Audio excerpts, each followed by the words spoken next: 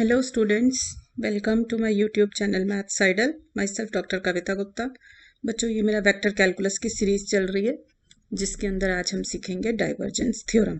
इससे पहले वाले लेक्चर में बेटा मैं आपको स्टोक्स थ्योरम पढ़ा चुकी हूँ जिसमें हमने कैसे क्वेश्चंस में आराम से हमारा लाइन इंटीग्रल और सरफेस इंटीग्रल निकल जाता है अगर हम स्टोक्स थ्योरम यूज़ करते हैं। तो आज हम सीखेंगे डाइवर्जेंस थ्योरम। यहाँ पे बेटा वॉल्यूम इंटीग्रल की बात आएगी। तो चलिए स्टार्ट करते हैं बेटा। देखो, it relates this surface integral over a closed surface to volume integral. ठीक है, इससे पहले आपने रिलेशनशिप्स देखे हैं सरफेस इंटीग्रल और लाइन इंटीग्रल में। आज आप देखेंगे कि सरफेस इंटीग्रल और वॉल्यूम इंटीग्रल में क्या रिलेशनशिप है, कि सरफेस इंटीग्रल को निकालने के लिए वॉल्यूम इंटीग्रल निकाल लो अगर, तो आंसर बहुत जल्दी निकल जाता है। ठीक है, तो दोनों के बीच का रिलेशनशिप कौन देता है हमें? Divergence theorem.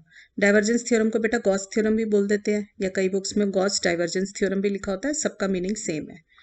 देखिए स्टेटमेंट क्या है, let S be a smooth orientable surface that encloses a solid region D in R cube. Solid means 3 dimension में बात हो रही है बेटा। इसमें यह ध्यान रखना है कि डाइवर्जेंस थ्योरम क्लोज्ड सरफेस के ऊपर लगती है। अगर सरफेस ओपन है तो उसको पहले हमें क्लोज्ड करना पड़ेगा, तभी हम उसके ऊपर जो है गॉस डाइवर्जेंस थ्योरम लगा पाएंगे। अब कैसे करते हैं क्लोज्ड, वो मैं दिखा दूंगी क्वेश्चन में आपको। If f is a continuous vector field whose components have continuous partial derivatives in an open set containing D, then देखो सरफेस इंटीग्रल की यही एक्सप्रेशन होती है बेटा, f एंड डी एस। ठीक है, where f is the vector field and आपका unit normal vector हो जाएगा which is outward drawn normal vector. ठीक है, over the surface s, this s should be a closed surface, right. मतलब ये इसके अंदर पूरा रीजन D जो है इनक्लोज्ड होना चाहिए। This is equal to triple integral दिखाई दे रहा है। इस इंटीग्रल के लिए हमने वॉल्यूम इंटीग्रल बोल दिया इसको।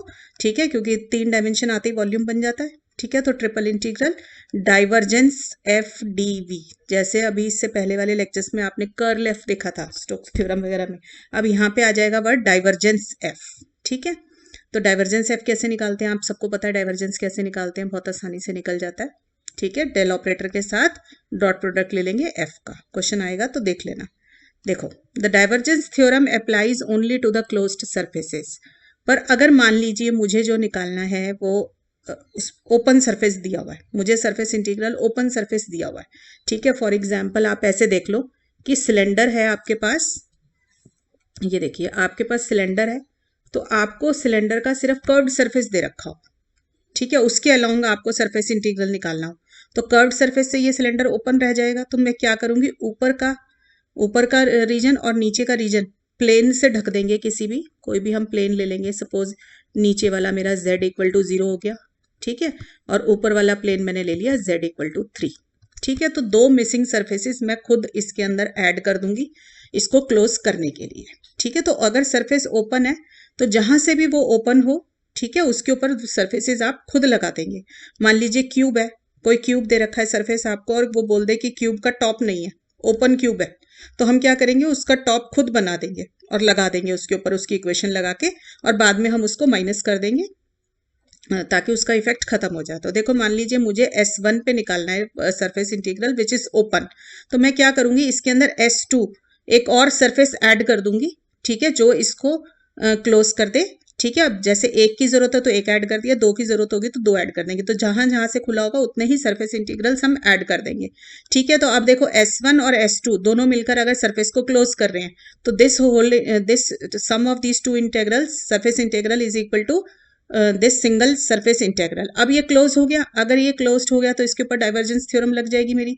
तो डाइवर्जेंस थ्योरम क्या कहती है कि अगर सरफेस क्लोज है तो this is equal to volume integral of divergence F DV. ठीक है, तो हमने इसका triple integral divergence F DV निकाल दिया।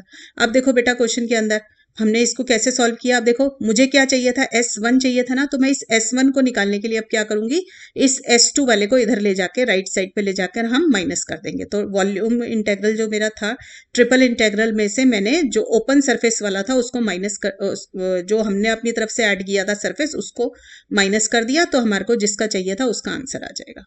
ठीक है बच्चों, आगे देखिए। देखो बेटा इस पूरे चैप्टर में जो आपको क्वेश्चंस करने हैं ना, वो जनरली इन सरफेसेस के ऊपर ही होते हैं। तो आप ना ये देखो, जैसे टेट्राहेड्रन पे करना है, सिलेंडर है, जैसे मान लो सिलेंडर है तो सिलेंडर का कर्व्ड सरफेस हो तो ऊपर से बाउंड करना जरूरी है, तभी वो क्लोज होगा। तो बाउंडेड बाय प्लेन्स इसीलिए लिखा है ताकि सिलेंडर अगर आपको मिल रहा है तो उसके ऊपर से उसको अगर क्लोज कर दोगे आप प्लेन लगा के तो वो क्लोज्ड फिगर बन जाएगी। स्फीयर है, स्फीयर आपको पता है खुद ही अपने आप में क्लोज्ड है, ठीक है। अब हेमिस्फीयर है, हेमिस्फीयर ऊपर से क्लोज होगा पर नीचे से खुला रह जाएगा, इसलिए उसके नीचे डिस्क लगानी पड़ती है। ये देखो हेमिस्फीयर इतना ही पोर्शन है ना, तो नीचे से खुला है तो नीचे यहाँ पर आपको एक डिस्क लगानी पड़ेगी तो ये क्लोज हो जाएगा। तो अगर क्वेश्चन में लिखा हुआ है hemisphere together with the disc, इसका मतलब वो क्लोज्ड ही है। क्लियर। तो पैराबोलॉइड है, ठीक है, क्यूब और क्यूबॉइड और बॉक्स, तो ये देख लेना क्वेश्चन में ये पूरे पूरे क्लोज्ड है कि नहीं है। अगर नहीं है तो जो फेस ओपन हो वो फेस हम लगा देंगे, ठीक है, और बाद में फाइनली माइनस कर देंगे। इलिप्सॉइड आपको पता है अपने आप में क्लोज्ड फिगर है। क्लियर। तो आपको जनरली जो क्वेश्चंस करने हैं ना बेटा, इन्हीं के ऊपर करना है। आप कोई भी बुक उठा लेना, जनरली सरफेस आपको इनमें इन 7 जो मैंने लिख दी है ना इन्हीं में मिलेगा, ठीक है। सिर्फ वो इक्वेशन चेंज कर देते हैं, जैसे स्फीयर है, स्फीयर की रेडियस चेंज कर देंगे, सेंटर चेंज कर देंगे, बस इतना डिफरेंस है। तो अगर आप 7 क्वेश्चंस कर ले इन 7 सरफेसेस के ऊपर तो आपका ये टॉपिक बहुत अच्छे से कवर हो जाएगा। तो मैं आपको इन 7 के ऊपर 7 क्वेश्चंस करा देती हूँ ताकि आपका ये टॉपिक बहुत अच्छे से कवर हो जाए, ठीक है बेटा। यही जनरल होते हैं, आप कोई भी बुक उठा लेना इन्हीं के ऊपर क्वेश्चंस होते हैं। ऐसे स्टोक्स थ्योरम में भी क्वेश्चन मिलेंगे, ग्रीन्स में मिलेंगे, जिसमें भी मिलेंगे जनरली इन्हीं सर्फेसेस के ऊपर मिलते हैं। तो आप हर सर्फेस पे एक एक क्वेश्चन कर लिया करो। तो देखो बेटा, पहला क्वेश्चन है verify divergence theorem for the vector field this and solid D.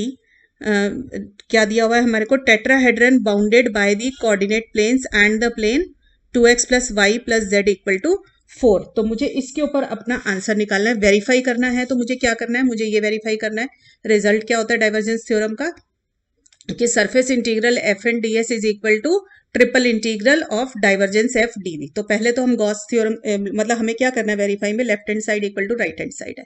तो पहले मैं राइट हैंड साइड निकाल लेती हूँ। देखो मैंने एफ लिख लिया अब ना, 3xi + 5fyj + 6zk। अब डाइवर्जेंस एफ क्या चीज होती है बेटा, divergence F is the dot product with the del operator. अब डेल ऑपरेटर क्या होता है, I del by del X, J del by del Y plus K del by del Z. This is my del operator, ठीक है। और dot product किसके साथ लेते हैं, एफ के साथ, ठीक है।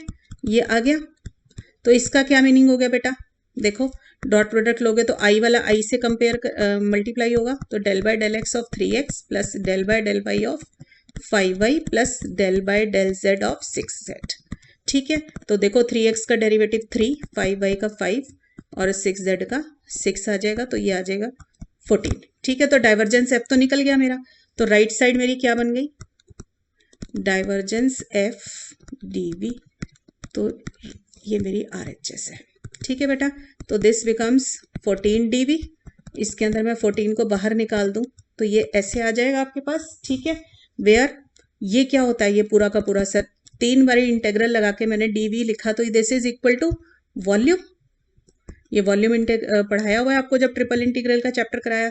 तो वॉल्यूम ये किसका होगा, जो आपका टेट्राहेड्रन दे रखा है, यही वाला सरफेस दे रखा है ना हमें, तो वॉल्यूम ऑफ द टेट्राहेड्रन हो जाएगा। अब देखो मुझे वॉल्यूम ऑफ टेट्राहेड्रन निकालना है, तो मेरा क्वेश्चन क्या है, वो टेट्राहेड्रन देखा है 2x + y + z = 4, इनसे बन के मिला हुआ ना 2x + y + z = 4।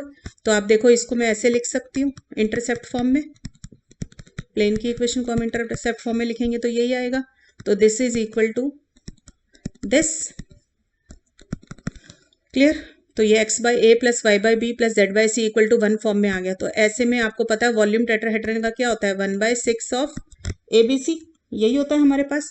तो हमारा इस क्वेश्चन में क्या आ गया, 1/6 ऑफ 2 × 4 × 4।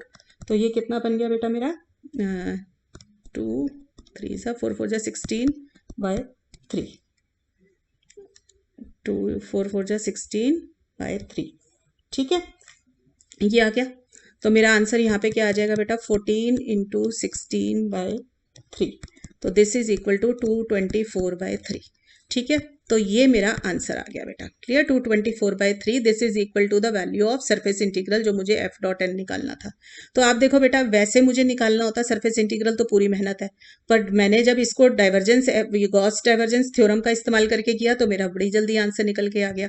अब आप देखो इसकी जरा लेफ्ट हैंड साइड, अगर हमें ये पूरा आंसर निकालना पड़ जाए सरफेस इंटीग्रल, तो हम इसको कैसे निकालेंगे, हमें वेरीफाई करना, तो आपको अपने आप समझ में भी आएगा कि हम क्यों यूज़ करते हैं या किस केस में यूज़ करते हैं हम सरफेस इंटीग्रल, ये डाइवर्जेंस थ्योरम। तो देखो मुझे ये निकालना ना, ठीक है। तो दिस इज इक्वल टू, ये क्या होगा, देखो मेरे पास है टेट्राहेड्रन दे रखा है, मैं यहाँ पे बताती हूँ। मेरा जो टेट्राहेड्रन क्वेश्चन में दे रखा है bounded by coordinate planes, that is equal to, अभी मैंने ऊपर निकाली है equation, x/2 plus y/4 plus z/4। इसको हम प्लॉट करेंगे तो कैसे बनेगा, देखो इंटरसेप्ट फॉर्म से प्लॉट करना आसान होता है। x/2 मतलब पॉइंट हो गया x एक्सिस पे 2 0 0, ये x एक्सिस, ये y एक्सिस, ये z एक्सिस। y एक्सिस पे पॉइंट क्या हो जाएगा 4 0 4 0, z एक्सिस पे क्या आ जाएगा 0 0 4, यही होगा। इंटरसेप्ट ले लिए इनके, ये देखो ये बना। तो अब इसके कितने फेसेस बन गए बेटा, देखो एक फेस तो ये बन जाएगा एक्स जेड प्लेन के अंदर, एक वाई जेड प्लेन के अंदर फेस बनेगा, और एक बनेगा इसका एक्स वाई प्लेन में, और एक बनेगा ये जो बाहर वाला बाहर की तरफ फेस निकल रहा है एक्स वाई जेड प्लेन के अंदर। तो मेरे को किस किस पे निकालना पड़ेगा, एक्स वाई प्लेन पे, ठीक है, यानी कि z इक्वल टू 0, ठीक है। इस प्लेन पे निकालना पड़ेगा मुझे सरफेस इंटीग्रल, प्लस मुझे वाई जेड प्लेन पे निकालना पड़ेगा, यानी कि वाई जेड प्लेन का मतलब x इक्वल टू 0 पे निकालना पड़ेगा, और मुझे किस पे निकालना पड़ेगा, X Y Y Z X Z plane, ठीक है, जिसका मतलब y equal to 0 plus X Y Z plane, ठीक है। अब ये 4 सरफेस इंटीग्रल मुझे अलग अलग निकालने पड़ जाएंगे, और फिर चारों को ऐड करूंगी तो मेरा फाइनल आंसर निकलेगा। तो मुझे सरफेस इंटीग्रल निकालने के लिए इस क्वेश्चन में ज़्यादा मेहनत करनी पड़ रही है, और अगर मैं डाइवर्जेंस थ्योरम लगा रही हूँ तो मेरा काम जल्दी हो रहा है, बट हमें वेरीफाई करना है तो हमें हर एक पे निकालना पड़ेगा, राइट। तो पहले देखो हम सबसे पहले निकाल लेते हैं, इसका नाम S1 रख देती हूँ, इसका S2, इसका S3 और इसका S4, ठीक है। तो पहले S1 ले लेते हैं, that is X Y plane. तो ये हो गया मेरा z इक्वल टू 0। तो अब आप खुद देखिए बेटा, एक्स वाई प्लेन के ऊपर आप ले रहे हो, तो आपका जो normal vector outward drawn normal vector होगा वो कहाँ पे होगा, ऊपर की तरफ होगा, तो z इक्वल उसके अंदर होगा आउटवर्ड ड्रॉन नॉर्मल आपका। तो ये कितना आ जाएगा, n k वेक्टर आ जाएगा आपके पास, ठीक है। तो f डॉट n क्या आ जाएगा बेटा, मेरा f था क्वेश्चन के अंदर 3xi plus 5yj plus 6zk, ठीक है। तो ये तो f है, इसका डॉट प्रोडक्ट लिया n के साथ जो कि k है, तो k वाला कंपोनेंट k से मल्टीप्लाई होगा डॉट प्रोडक्ट के अंदर, तो मेरा क्या आ जाएगा 6z आ जाएगा, और z क्या है मेरा 0 है, तो f डॉट n मेरा क्या आ गया 0 आ गया, ठीक है। मैंने लिख दिया because z equal to 0 on X Y plane, यही रीजन है। तो आपने देखा कि surface integral f dot n जो है मेरा ओवर S1 क्या निकल कर आया, 0 निकल आया, ठीक है। चलिए अब ये तो हो गया मेरा, अब मैं निकालूंगी फॉर S2, ठीक है। S2 मेरा क्या है, YZ प्लेन है, YZ प्लेन का मतलब x इक्वल टू 0 है, तो इसका जो नॉर्मल वेक्टर आएगा बेटा कहाँ आएगा, जहां पे 0 होता है ना उसी का कॉरेस्पॉन्डिंग वेक्टर है। तो जैसे x इक्वल टू 0 है तो इसका नॉर्मल वेक्टर x वाला ही होगा, कंपोनेंट x के लिए हम i यूज करते हैं ना, तो i आ गया, ठीक है बेटा। तो ये आ गया मेरे पास। अब f डॉट n कैसे निकलेगा बेटा, तो f डॉट n हो जाएगा 3xi plus 5yj plus 6zk multiplied by n vector है i, ठीक है। तो आप इसको देखोगे डॉट प्रोडक्ट लोगे तो 3x आ जाएगा, क्योंकि i वाला i के साथ मल्टीप्लाई होगा। तो अब x क्या दे रखा है क्वेश्चन में, मेरे पास 0 है यहाँ पे, because x is equal to 0 in S2, क्लियर। तो मेरा f डॉट n 0 आ गया, तो इसका कॉरेस्पॉन्डिंग जो सरफेस इंटीग्रल आएगा मेरे पास ओवर S2 वो भी 0 आ जाएगा। क्लियर हो गई बच्चों बात ये वाली, ठीक है। अब आ जाइए फॉर S3। S3 क्या है मेरा, एक्स जेड प्लेन है, एक्स जेड प्लेन है, तो y क्या हो गया 0 हो गया, तो नॉर्मल वेक्टर क्या आ जाएगा आपका, j वेक्टर आ जाएगा, आउटवर्ड ड्रॉन नॉर्मल लेना है। तो f डॉट n बेटा क्या आ जाएगा मेरे पास 3xi plus 5yj plus 6zk into j vector. तो ये कितना आ जाएगा 5y which is equal to 5y को 0 डाला तो 0 आ गया, ठीक है बच्चों। तो मेरा surface integral over S3 f dot n into D S कितना आ जाएगा 0। तो एक्स वाई वाई जेड और एक्स जेड प्लेन पे 0 आ गया। अब S4 लेते हैं, ठीक है। S4 पे आपको बेटा दे रखा है f 3xi plus 5yj plus 6z अब आपका कुछ भी जीरो नहीं है क्योंकि आप XYZ में बिल्कुल फ्रंट वाला आपका निकल कर आ रहा है आंसर, ठीक है। तो यहाँ पर बेटा सरफेस क्या गिवन है, मुझे टेट्राहेड्रन गिवन है, तो 2x plus Y plus z equal to 4 given है। इसको बेटा मेरे को नॉर्मल निकालना है। आपको पता है, मैंने हमेशा सिखाया है आपको, सरफेस अगर fx y z फॉर्म में गिवन हो, इस फॉर्म में गिवन हो, तो हमारा नॉर्मल कैसे निकलता है, ग्रेडियंट की हेल्प से, ठीक है। तो ग्रेडियंट की हेल्प लेंगे। तो देखो डेल्टा एफ का फॉर्मूला क्या होता है, F X I plus F Y J plus F Z K. तो करिए, एफ एक्स करेंगे तो partial differentiation with respect to X, F Y है तो partial differentiation with respect to Y, F Z है तो partial differentiation with respect to Z किया। तो ये मेरा आ जाएगा डेल्टा एफ, ठीक है। अब इसका मॉड निकालेंगे डेल्टा एफ का, तो कैसे निकलेगा, एक्स कंपोनेंट का स्क्वायर, वाई कंपोनेंट का स्क्वायर और जेड कंपोनेंट का स्क्वायर, ठीक, ये आ जाएगा। तो नॉर्मल वेक्टर क्या हो जाएगा, delta F upon this one.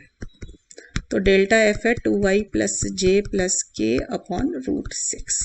Clear हो गया यहाँ तक, राइट। अब आपको किसकी जरूरत पड़ेगी, एफ एन की, एफ डॉट एन की जरूरत पड़ेगी और साथ में हमें जरूरत पड़ेगी डी एस की। तो डी एस और निकाल लें, ठीक है। तो आपको पता है डी एस का फॉर्मूला क्या होता है, 1 plus del Z by del X whole square plus del Z by del Y whole square under root, और ये हो जाएगा मेरा डी एक्स डी वाई, ठीक है।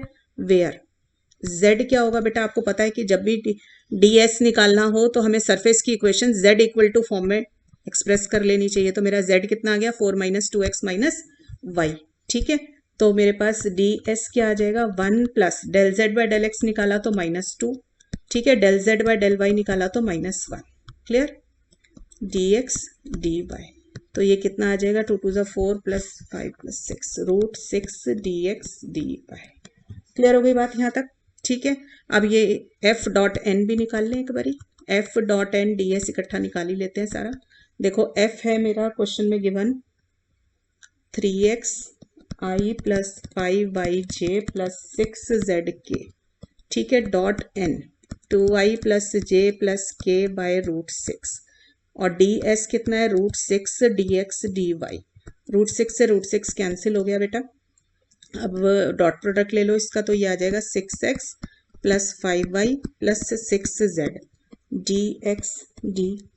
क्लियर हो गई बात, ठीक है। अब निकालते हैं surface integral f dot N D S over s4। तो इसमें वैल्यू डाल दी बेटा आपने, 6x plus 5y plus 6z dx dy। अब सॉरी प्लस है, ठीक है। अब आपको पता है dx dy में तो ये z रिप्लेस करना जरूरी है मेरे लिए, ठीक है ना, क्योंकि डबल इंटेग्रल है तो दो ही वेरिएबल होने चाहिए। तो z की वैल्यू मेरे पास क्वेश्चन में क्या गिवन है, z है हमारा, सरफेस की इक्वेशन से निकालेंगे 4 माइनस 2x माइनस वाई। तो मेरा ये किस में कन्वर्ट हो गया बेटा, देखो 6x plus 5y plus 6z की जगह डाल दिया 4 minus 2x minus Y dx dy, ठीक है। अभी लिमिट लेनी रह रही है, अभी लेते हैं लिमिट उसकी, लिख देते हैं, चलो अभी लिख देंगे 6x प्लस 5y प्लस 6 4 ज़ा 24 6 2 ज़ा 12 6y dx dy, ठीक है। तो ये सॉल्व करके बेटा मेरा कितना बना, integral 6x minus 12x minus 6x 5y minus 6y minus y plus 24 dx dy। अब d क्या चीज होती है डबल, इसमें डबल इंटेग्रल में, where d is the projection of the surface f onto x Y plane, ठीक है। अब देखो मेरा सरफेस क्या था, 2x plus Y plus z equal to 4। तो for projection x Y plane पे लेना है तो z को क्या डालोगे, 0। तो 2x प्लस वाई क्या आ जाएगा मेरे पास, 4 आ जाएगा, ठीक है बच्चों, राइट। अब इसको आप प्लॉट कर लो, यहाँ पे देखो, इसको आप प्लॉट करोगे तो ये एक स्ट्रेट लाइन होगी यहाँ पे, ठीक है। और इसके कोऑर्डिनेट क्या होंगे, 0 4, और इसके कोऑर्डिनेट क्या होंगे बेटा, 2 0, राइट। और ये है 0 0। अब आपको पता है किसी एक की फंक्शनल लिमिट्स लेनी है और एक की कांस्टेंट लिमिट्स लेनी है। तो मैं अगर y की फंक्शनल लिमिट लेना चाहती हूँ तो मैं क्या करूँगी, y एक्सिस के पैरेलल इस रीजन के अंदर एक लाइन ड्रॉ कर लूंगी। तो मैंने वाई एक्सिस के पैरेलल एक लाइन ड्रॉ कर ली। अब बेटा नीचे की पॉइंट पे y की वैल्यू क्या होगी, 0 होगी, और ऊपर के पॉइंट पे क्या होगी, देखो इक्वेशन है मेरी 2x plus Y equal to 4, तो y कितना आ गया 4 माइनस 2x, तो यहाँ पर y क्या होगा 4 माइनस 2x।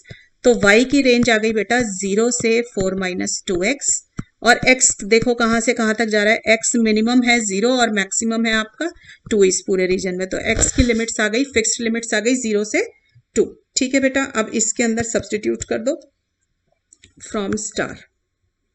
देखो अब मेरा जो सरफेस इंटीग्रल होगा f dot N D S over the surface S4 वो किसके बराबर आ जाएगा, x going from 0 to 2, y going from 0 to 4 minus 2x, और आपके पास है माइनस 6x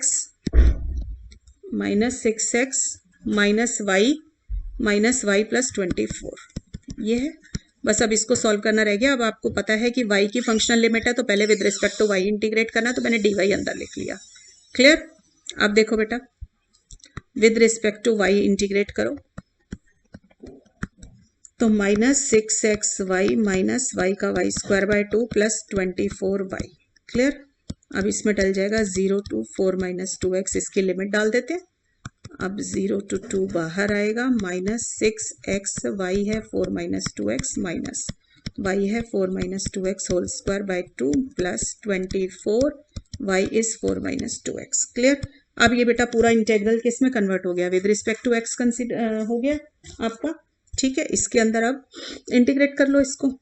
ठीक है, कर लोगे सब बच्चे इसका इंटीग्रेशन, मैं लिख देती हूँ। इसका इंटीग्रेशन आएगा 224/3। ठीक है, बड़े आराम से हो जाएगा सबसे इंटीग्रेशन। अब देखो बेटा, तो मेरा पूरा सरफेस इंटीग्रल जो मुझे निकालना था that is over S1 over S2 over S3 plus over S4। ठीक है, तो ये मेरी आई थी 0, ये भी 0, दिस इज ऑल्सो 0, और ये आया था मेरा 224/3। तो मेरा आंसर आ गया 224/3। तो ये डाइवर्जेंस थ्योरम से भी यही आया और इससे भी यही आया, तो हेंस वेरीफाइड। तो आपने देखा बेटा कि डाइवर्जेंस थ्योरम यूज करी तो आंसर बहुत जल्दी निकल आया, और हमने डाइवर्जेंस थ्योरम यूज नहीं करी तो हमारे को मेहनत ज्यादा करनी पड़ी। तो इसीलिए हम कई बार सरफेस इंटीग्रल निकालने के लिए किसकी हेल्प ले लेते हैं, डाइवर्जेंस थ्योरम। और देखो बेटा क्वेश्चन जैसे ये टेट्राहेड्रन का कराया है, अब किसी और सरफेस पे क्वेश्चन देखो। मेरे पास है question, use divergence theorem to evaluate the surface integral f dot n ds where s क्या दे रखा है, अब क्वेश्चन है हेमिस्फीयर के ऊपर। ठीक है, तो hemisphere z equal to 4 minus x square minus y square, it's under root. Clear. Together with the disc, ये टुगेदर विद द डिस्क क्यों लिखा, ताकि सरफेस क्लोज हो जाए, इसलिए क्वेश्चन में आपको ये लिखा हुआ है। ठीक है, equal to 4 in x Y plane. अगर ये हमें ना लिख के देता, खाली हेमिस्फीयर लिख के देता ना, तो हम नीचे डाल देते अपने आप की इसको क्लोज करने के लिए। अब आप खुद देखो, जो हेमिस्फीयर है वो क्या है, सरफेस विद सेंटर, हेमिस्फीयर है जिसका सेंटर 0 0 और रेडियस 2 है। तो हम क्या करेंगे, हम भी डिस्क ऐसे ही डालेंगे जिसका सेंटर 0 0 होगा और नीचे रेडियस आपकी 2 होगी, तो उससे ये क्लोज हो जाएगा। ठीक है ना, आप देख सकते हो जैसे ऐसे करके हेमिस्फीयर है ना, तो नीचे इसकी ऐसे करके डिस्क बनी हुई है इस तरीके से। 0 0 सेंटर था पूरा का पूरा, इस तरीके से आपको पूरे फिगर दी हुई है। क्लियर। ऑलराइट, तो ये पोर्शन डिस्क का है, x square plus Y square less than equal to 4, और ये पोर्शन मेरा हेमिस्फीयर का है, z equal to 4 minus x square minus y square. अगर नीचे डिस्क नहीं लगती तो सरफेस ओपन रह जाता, तो ऐसे में हम नीचे खुद लगा देंगे x square plus Y square less than equal to 4, और फिर पूरा सॉल्व कर देंगे अगर जरूरत, और फिर हम बाद में क्या करेंगे, x square plus Y square less than equal to 4 वाला सरफेस माइनस कर देंगे उसमें से। ठीक है, बट इन एनी केस इस क्वेश्चन में तो हमें लिख कर दे रखा है उसने टुगेदर विद दिस डिस्क, तो सरफेस जो है मेरा क्लोज हो गया। क्लियर। तो हमें अब इस क्वेश्चन में क्या करना होगा, देखो मेरा जो सरफेस इंटीग्रल होगा f dot n ds over the surface s is equal to, by divergence theorem क्या होगा, डाइवर्जेंस एफ डी वी। ठीक है, यही हो जाएगा, where d is the solid region bounded by the surface s. ठीक है, अब डाइवर्जेंस एफ क्या होगा बेटा मेरा क्वेश्चन में, डॉट प्रोडक्ट। ठीक है, इसका मतलब सबको पता है एक्स वाले कंपोनेंट का विद रिस्पेक्ट टू एक्स आप डिफ्रेंसिएशन करते हैं, तो मेरा यहाँ पे दिया हुआ है cos y z plus y component का विद रिस्पेक्ट टू वाई करोगे, ठीक है, और जेड कंपोनेंट का with respect to z differentiation कर दो तो हमारा डाइवर्जेंस आ जाता है। तो देखो बेटा ये आ गया 0 प्लस ई एक्स, इसका भी 0 आ गया, और 3z² का आ गया 6z, तो मेरा डाइवर्जेंस क्या निकल कर आ गया बेटा 6z। ठीक है, तो मेरी डाइवर्जेंस एफ डी बी क्या बन गया, देखो 6z डी वी को मैं क्या लिख सकती हूँ, d x d y d z. ठीक है, अब ये डी रीजन क्या हो जाएगा आपका, solid region, where d is the solid region, मतलब सॉलिड मतलब 3 dimension, D is the solid region enclosed by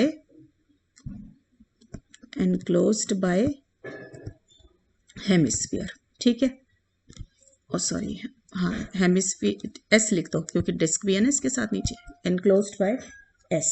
ठीक है, अब देखो मेरे पास क्या है x² प्लस, अब आप ये भी देखना ट्रिपल इंटीग्रल है तो x y z तीनों की लिमिट चाहिए आपको।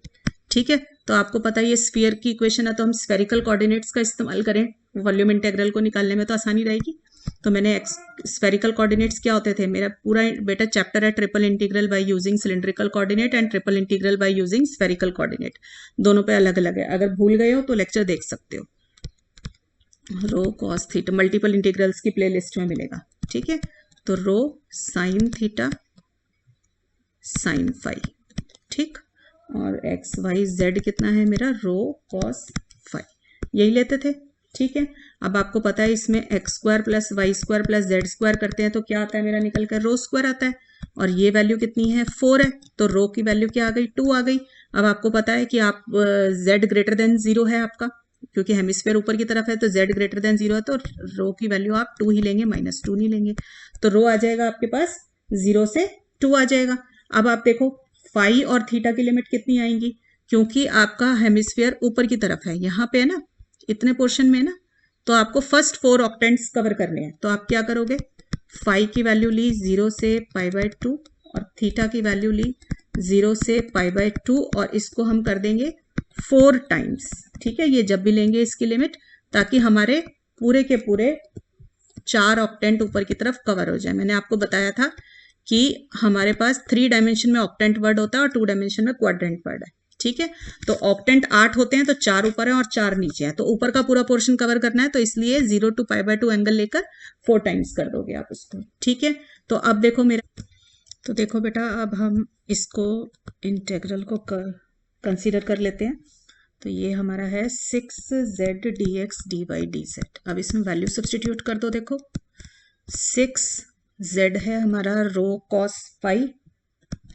ठीक है बेटा, आपको पता है कि जब भी हम स्फेरिकल या सिलेंड्रिकल या किसी और सिस्टम में जाते हैं पोलर कोऑर्डिनेट में कन्वर्ट करते हैं तो जैकोबियन की टर्म आती है। ठीक है, तो Jacobian D rho D theta और डी फाई, और जैकोबियन बेटा मेरा क्या होता है स्फेरिकल कोऑर्डिनेट्स के अंदर रो स्क्वायर साइन फाई। ठीक है, तो मेरा ये क्वेश्चन किस में, अच्छा इसको हमने लिमिट्स लिख देते हैं, थीटा 0 से π/2 क्योंकि मैं 4 टाइम्स करूंगी, फाई 0 से π/2। ठीक है, और रो की वैल्यू मेरी क्या आई है 0 से 2 आई है। ठीक है, और ये जैकोबियन क्या होता है मेरा, यहाँ पे लिख देती हूँ, where Jacobian is rho square sine phi in spherical coordinates. ठीक है, पूरा लेक्चर है बेटा स्फेरिकल कोऑर्डिनेट का, मैं आज ऊपर इन्फॉर्मेशन बॉक्स में डाल भी दूंगी। ठीक है ये बात, तो ये देखो ये मेरा किसके बराबर आ जाएगा, मैं वैल्यूज डाल रही हूँ इसके अंदर, ये 0 से π/2, 0 से π/2, रो है 0 से 2, 6 रो कॉस फाई, जैकोबियन है रो square sine phi, D rho D theta d phi. ठीक है बेटा, तो ये बन गया मेरा 6 4 24 मैंने बाहर कर दिया, और ये 0 से π/2, 0 से π/2, और रो की रेस्पेक्ट में पहले इंटीग्रेट कर दिया बेटा मैंने, तो रो क्यूब का इंटीग्रेशन आ जाएगा rho 4/4। This is limit 0 to 2 d theta d phi. ठीक है, तो ये कितना आ जाएगा बेटा मेरा रो को 2 डालेंगे तो ये बन जाएगा 16/4 विच इज़ 4। वो 4 मैं बाहर निकाल लेती हूँ, 24 × 4 आ जाएगा। ठीक है, और सॉरी ये लिखना रह गया cos theta cos phi sin phi लिखना रह गया था। ठीक है, अब देखो मैं cos फाई sin फाई को लिख सकती हूँ sin 2 फाई/2। सबको पता है 2 sin theta cos theta is sin 2 theta cos sin 2 theta is 2 sin theta cos theta. तो ये आ जाएगा d फाई d थीटा। मैं विद रिस्पेक्ट टू फाई पहले कर लेती हूँ, और यहाँ है थीटा 0 से फाई/2। ठीक है, तो अब ये भी बाहर आ जाएगा, तो 24 × 4/2 और sin 2 फाई का डिफ्रेंसिएशन माइनस cos 2 फाई/2। ठीक है, तो ये आ जाएगा आपके पास, ऐसे निकाल लेते हैं, माइनस cos 2 फाई/2, और अभी थीटा का इंटीग्रेशन रह गया, और फाई की लिमिट है 0 से पाई/2। थीटा है मेरा 0 से पाई/2। ठीक है बेटा, अब ये देखो मेरा बाहर बच गया 24, क्योंकि ये 2 भी बाहर जाके कट जाएगा। ठीक है, और माइनस साइन भी बाहर कर लेते हैं, तो ये लिमिट बन जाएगी cos 2 × पाई/2 माइनस cos फाई को 0 डालेंगे तो 0। अब d थीटा। ठीक है, तो ये cos पाई कितना होता है मेरा -1, तो -1, और ये cos 0 कितना है -1, तो ये बन गया -2 d थीटा। तो ये 24 2 × 48 × 0 to pi d theta, this is equal to 48 × theta का इंटीग्रेशन d थीटा का इंटीग्रेशन थीटा, और उसकी लिमिट ली तो पाई/2, तो मेरा आंसर आ गया 24 पाई। ठीक है बच्चों, तो इस तरीके से गॉस डाइवर्जेंस थ्योरम का यूज करके हम हेमिस्फीयर का क्वेश्चन सॉल्व कर लेंगे। और देखो बेटा क्वेश्चन, मेरे पास क्वेश्चन है बेटा, use divergence theorem to evaluate this surface integral for this vector field and s is the sphere. तो अभी हम हेमिस्फीयर का क्वेश्चन किया, अब हम करेंगे स्फीयर का क्वेश्चन। ठीक है बेटा, तो गॉस डाइवर्जेंस थ्योरम आपको क्या बोलेगी कि एफ एंड डी एस किसके बराबर है, divergence f into d v, इसका ट्रिपल इंटेग्रल। तो डाइवर्जेंस एफ क्या होगा बेटा मेरा, del by del x of x component plus del by del Y of Y component plus del by del Z of Z component. तो जब आपने ये डिफरेंशिएशन निकाला तो मेरे पास आ गया 2x + 2y + 2z। तो मेरी राइट साइड क्या आ जाएगी बेटा, डाइवर्जेंस एफ डीवी किसके बराबर हो जाएगा, ये 2 मैंने कॉमन निकाल दिया, अंदर आ गया divergence F x + y + z आ गया, 2 हमने बाहर निकाल लिया था, और डीवी को हम लिख सकते हैं dx dy dz। अब d क्या है बेटा मेरा, स्फीयर है x² + y² + z² = 4। तो देखो बेटा मेरे पास क्या आएगा, मैंने फिर से, क्योंकि मेरे पास x² + y² + z² = 4 है, स्फीयर की इक्वेशन है, तो स्फेरिकल कोऑर्डिनेट हेल्पफुल रहेंगे इवेलुएट करने के लिए ट्रिपल इंटीग्रल। तो x की वैल्यू क्या होती है स्फेरिकल कोऑर्डिनेट में, rho cos theta sin phi, y होता है rho sin theta sin phi, और z होता है रो cos फाई। आपको पता है कि जब x² + y² + z² करते हैं तो हमारे पास आ जाता है रो स्क्वायर, और इसकी वैल्यू हमें दी हुई है 4। तो मेरी रो की जो यूनिट्स आ गई, सॉरी लिमिट्स आ गई, वो आ गई 0 से 2 के बीच में। और जैकोबियन क्या होता है स्फेरिकल कोऑर्डिनेट में, रो स्क्वायर sin फाई। बेटा मैंने पूरा जैकोबियन निकाल के दिखा रखा, पूरा एक लेक्चर है जिसके अंदर इसके बहुत क्वेश्चंस आपको कराए हैं। ठीक है, और फाई हमेशा पूरा, अगर आपको स्फीयर कवर करना है तो फाई होता है हमारा 0 से पाई हमेशा, और थीटा होता है 0 से 2 पाई। क्लियर है, तो हमने इसका अब राइट साइड कवर कर ली हमने, डाइवर्जेंस एफ डी वी। ठीक है, तो ये किसके बराबर हो जाएगा, 2 टाइम्स जो भी आपका ऊपर हमने डाइवर्जेंस एफ की वैल्यू डाली हुई थी, x + y + z dx dy into D Z. अब इसके अंदर बेटा वैल्यूज डाल दीजिए आप, तो आपके पास क्या आ जाएगा, ये x की जगह डाला मैंने रो cos थीटा sin फाई। ठीक है, y की जगह डाल दिया रो sin थीटा sin फाई, और z की जगह डाल दिया रो cos फाई। यही होता है हमारा, और साथ में क्या डलेगा, जैकोबियन, और फिर D rho D theta d phi. ठीक है, अब लिमिट्स इसकी डाल देंगे, हमारी रो की लिमिट आई है 0 से 2, थीटा की है 0 से 2 पाई, और फाई की लिमिट है 0 से पाई। ठीक है बेटा, इसको थोड़ा सॉल्व कर लो। देखो जैकोबियन है, जैकोबियन क्या होता है हमारा, रो स्क्वायर साइन फाई।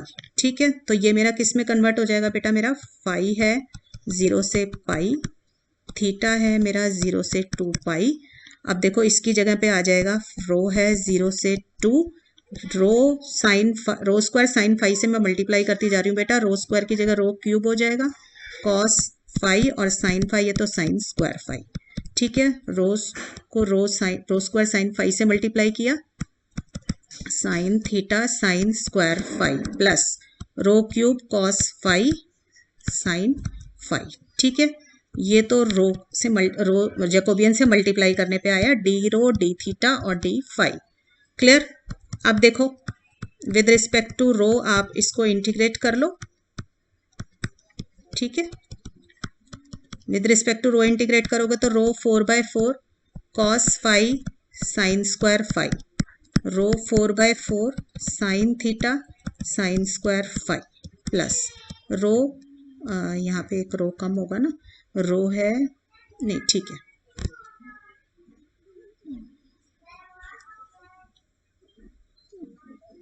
इसमें z था, z भी क्या है मेरे पास, रो कॉस फाई, ठीक है। तो रो स्क्वायर, ठीक है, रो 4/4 कॉस फाई कितना आ जाएगा बेटा मेरा यहाँ पे, कॉस फाई रो स्क्वायर साइन फाई ना, तो साइन क्यूब फाई बन जाएगा, ठीक है। रो स्क्वायर साइन फाई है, रो कॉस फाई, अच्छा ये मैंने मल्टीप्लाई कर दिया, मैं इंटीग्रेशन कर रही हूँ, तो rho 4/4 cos sorry sine phi, ठीक है, ये आ गया।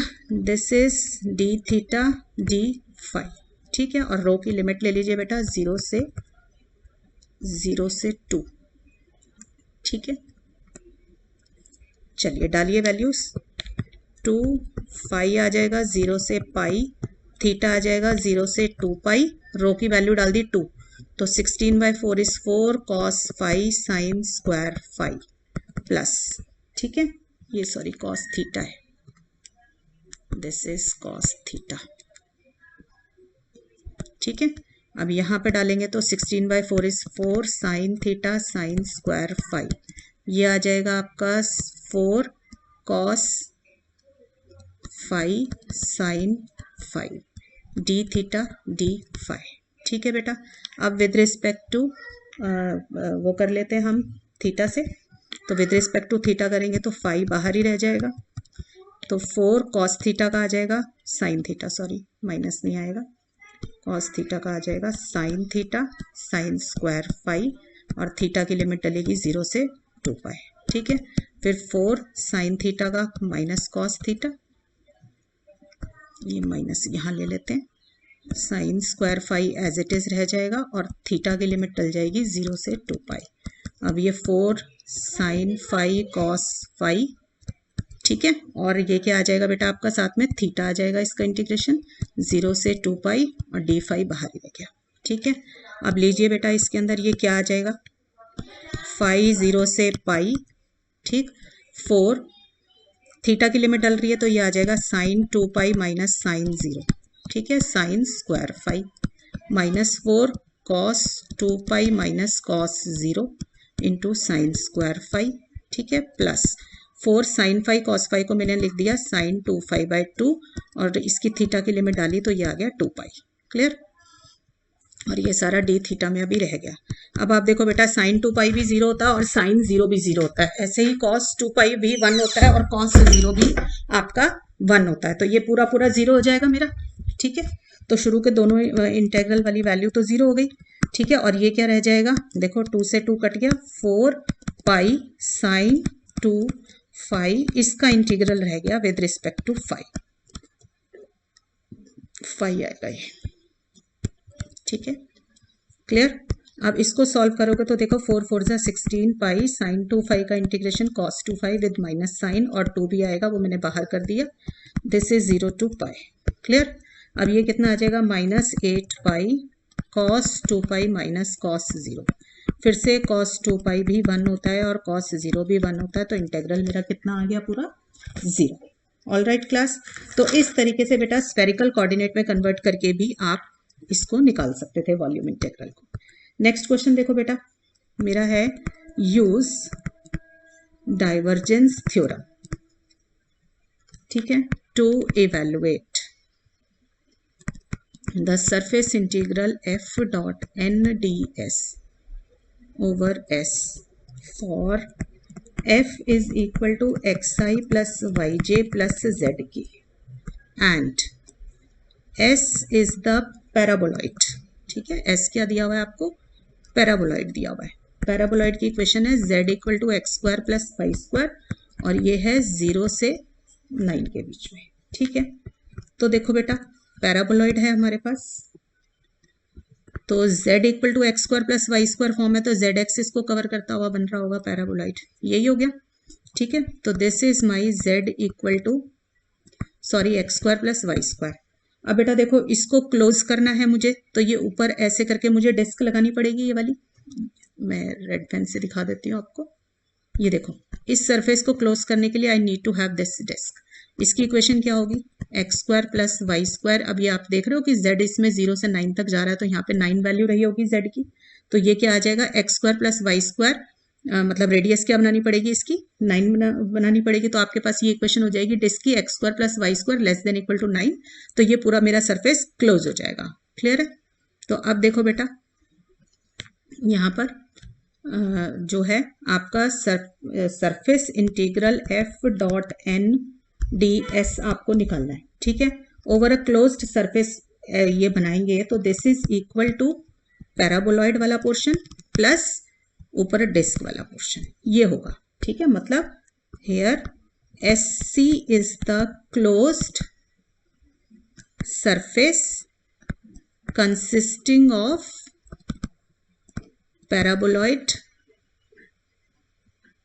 एंड पैराबोलॉइड की इक्वेशन भी लिख देते हैं, z equal to this and its top disc. ठीक है, x square plus Y square less than equal to 9। जब सरफेस क्लोज होगा बेटा मेरा तभी निकल पाएगा। ठीक है, तो मेरा बन गया सरफेस इंटीग्रल इसके बराबर आ गया। तो बाय डाइवर्जेंस थ्योरम मेरे पास क्या होगा, देखो पैराबोलॉइड प्लस डिस्क वाला जो सरफेस इंटीग्रल होगा, दोनों को ऐड करेंगे तभी डाइवर्जेंस थ्योरम की हाइपोथेसिस ट्रू हो पाएगी, और that is equal to divergence F D v. ठीक है, this is by divergence theorem.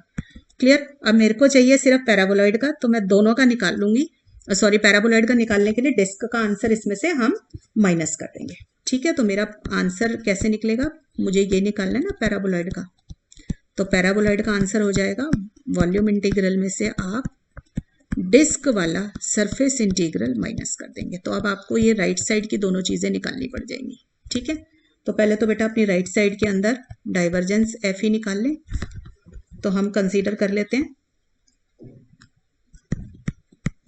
Divergence F.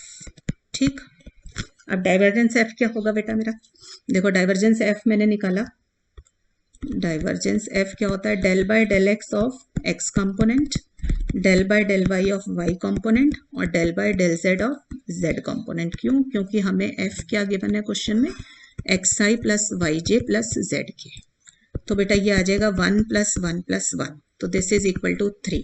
तो मेरा डाइवर्जेंस एफ डी वी क्या आ जाएगा, 3 × 10। क्लियर, अब z क्या है यहाँ पे मेरा, ये मतलब जो निकालना है ये किसका आंसर निकल रहा है, पैराबोलॉइड वाले का पार्ट का आंसर निकल रहा है।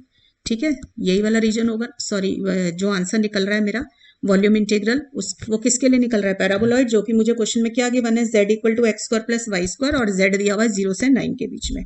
तो अब बेटा जब भी ये एक्स स्क्वायर और वाई स्क्वायर वाली टर्म दिखाई दे, मैंने हमेशा बताया x square plus Y square दिख रहा हो तो पोलर कोऑर्डिनेट्स में कन्वर्ट कर लो, ज्यादा जल्दी आंसर निकलता है। तो हमने ले लिया let x equal to r cos theta, y ले लिया मैंने r साइन थीटा। ठीक है, और z मेरी दी हुई है वैल्यू 9। तीनों इसलिए लिए क्योंकि ट्रिपल इंटीग्रल है, तो आपको 3 चीजें चाहिए। ठीक है, तो X square plus Y square equal to are square.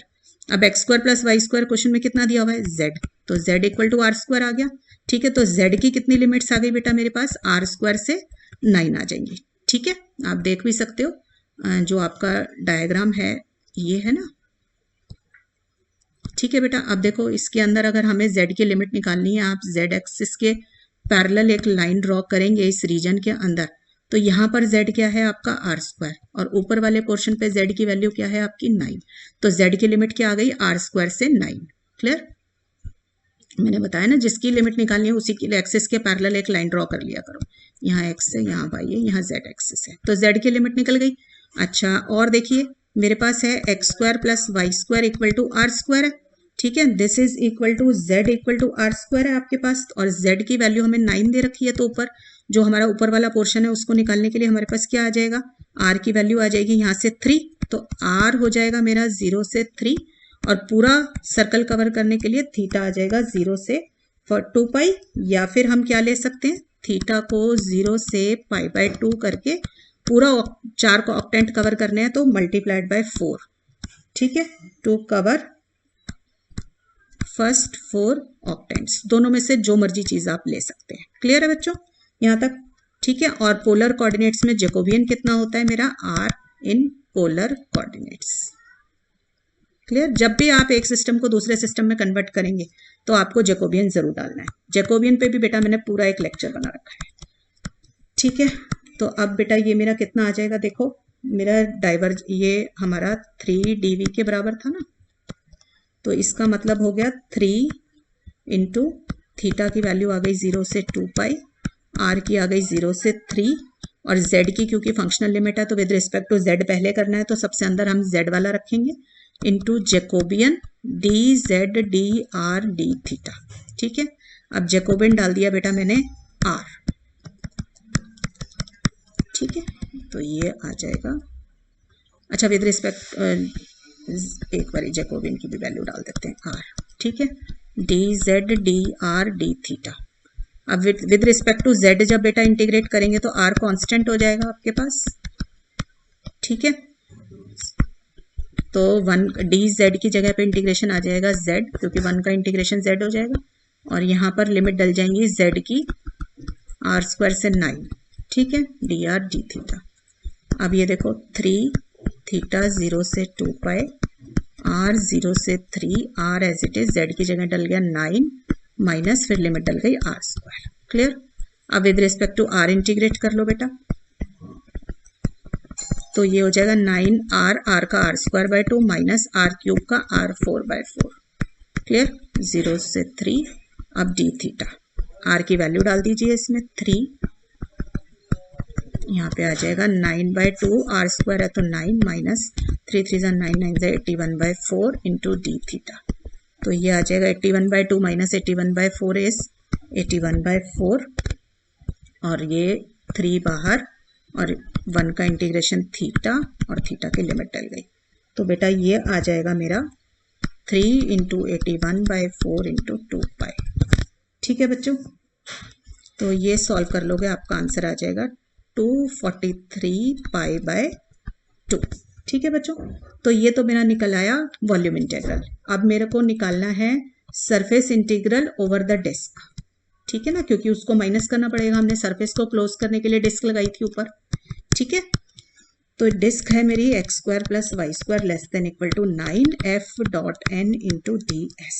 अब आप खुद देखो बेटा, x² + y² = 9 है, xy प्लेन है आपके पास, तो नॉर्मल कितना हो जाएगा आपका, k vector, outward drawn normal, तो f.n कितना आ जाएगा मेरा बेटा, f कितना दिया हुआ है क्वेश्चन में, xi + yj + zk, और n आ गया मेरा k, तो इसको मल्टीप्लाई किया तो ये कितना आ गया, z आ जाएगा, z आ गया।